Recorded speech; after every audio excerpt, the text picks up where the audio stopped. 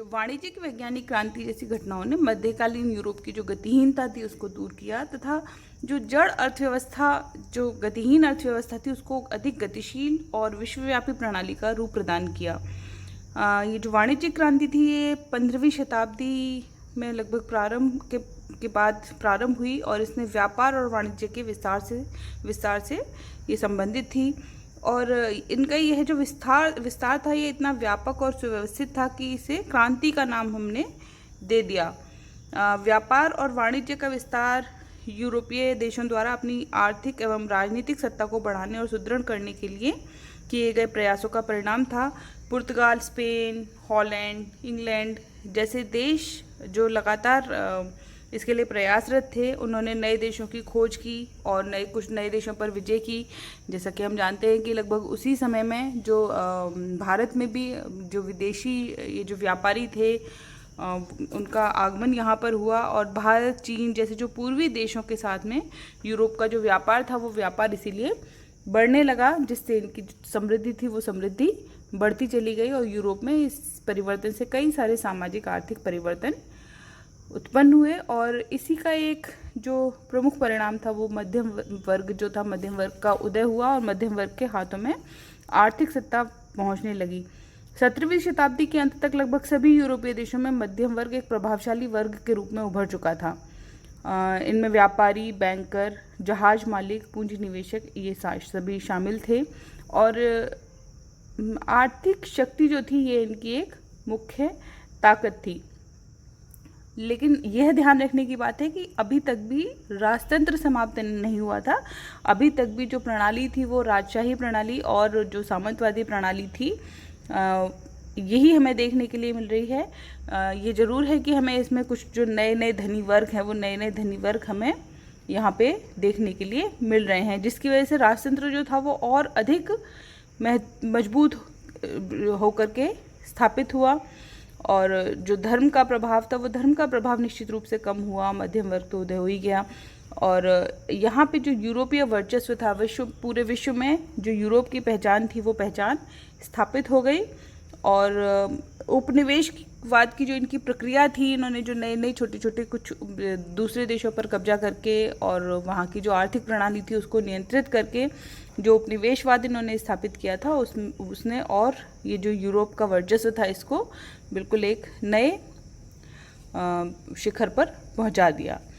तो ये वाणिज्यिक क्रांति के कुछ महत्वपूर्ण पहलू जो हमें दिखाई देते हैं। इसके अधिक यदि हम वैज्ञानिक क्रांति को देखने की कोशिश करें तो वैज्ञानिक क्रांति जो कि पुनर्जागरण के काल में यूरोप में हमें होती हुई दिखाई देती है। इस वैज्ञानिक क्रांति के प्रभाव में न केवल मनुष्य के भौतिक जीवन में परिवर्तन हुआ बल्कि प्रकृति और समाज के प्रति जो मनुष्य के विचार थे उन विचारों में भी हमें काफ़ी अधिक परिवर्तन देखने के लिए मिलते हैं।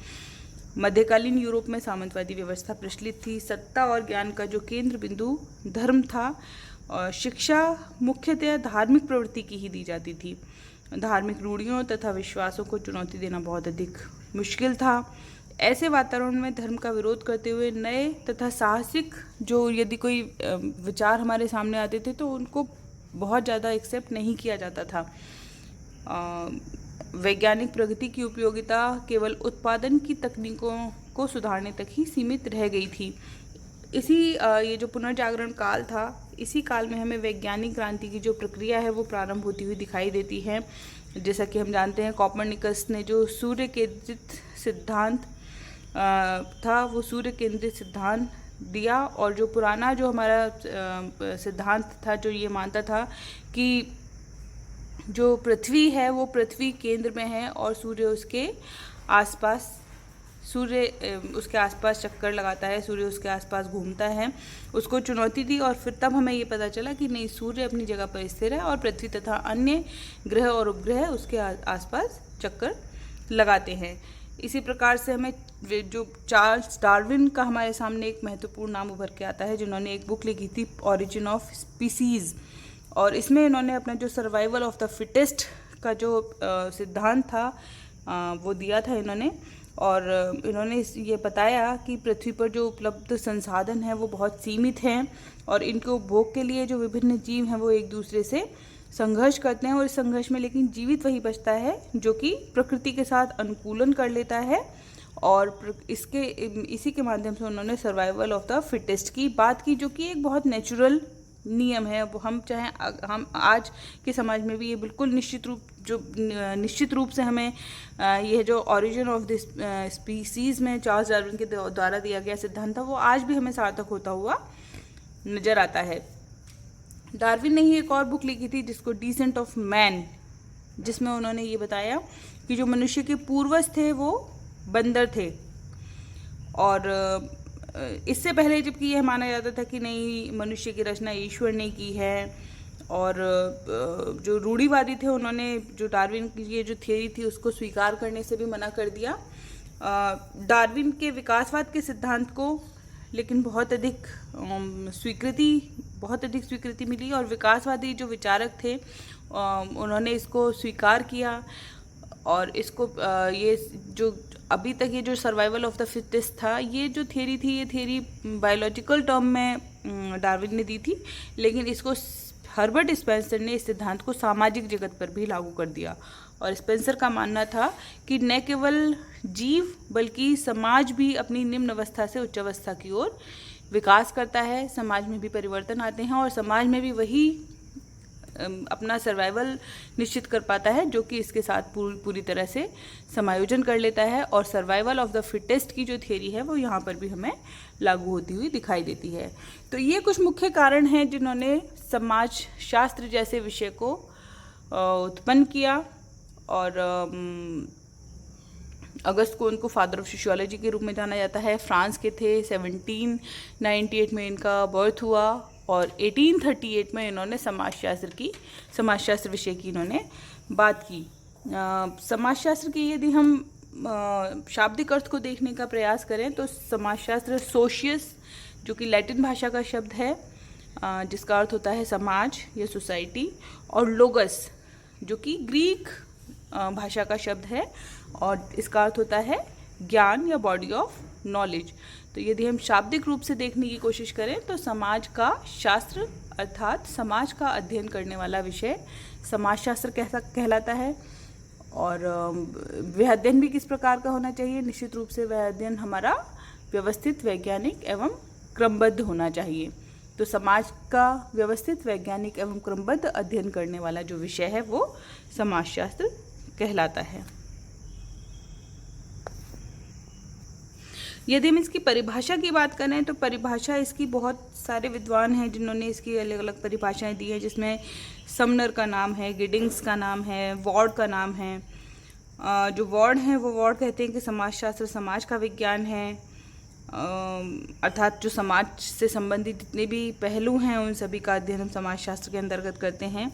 वहीं गिडिंग्स का ये मानना है कि समाजशास्त्र समाज का वैज्ञानिक अध्ययन है।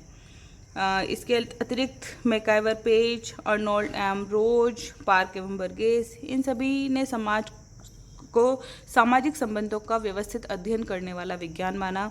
मैकाइवर एवं पेज ने समाजशास्त्र की परिभाषा देते हुए कहा कि समाजशास्त्र सामाजिक संबंधों के विषय में है और संबंधों के इसी जाल को हम समाज कहते हैं।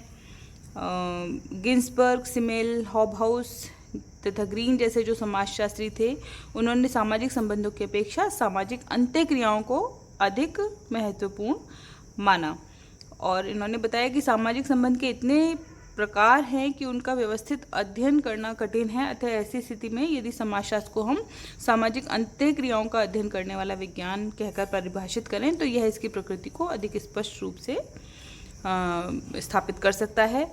तो समाजशास्त्र की जो परिभाषा है उसमें हो सकता है कि बहुत हमें मतभेद होते हुए दिखाई दें, लेकिन मूलतः सभी विद्वान यह स्वीकार करते हैं कि समाजशास्त्र सामाजिक क्रिया, सामाजिक अंत्यक्रिया, सामाजिक मूल्यों या सामाजिक संबंधों का समग्र रूप में अध्ययन करने वाला विज्ञान है। तो यहाँ ये जो दो लेक्चर्स हैं, फर्स्ट लेक्चर और आज के लेक्चर, इसके माध्यम से हमें ये क्लियर हो जाता है कि समाजशास्त्र एक विषय के रूप में किस प्रकार से उभर करके आया, समाजशास्त्र की उत्पत्ति के मुख्य कारण कौन कौन से थे, किस प्रकार इमर्ज हुआ, कहाँ इमर्ज हुआ, कैसे इमर्ज हुआ, किसके द्वारा इमर्ज हुआ, और समाजशास्त्र का अर्थ एवं परिभाषा क्या हो सकती है। इसके आगे का जो टॉपिक है वो हम नेक्स्ट क्लास में करेंगे। Thank you.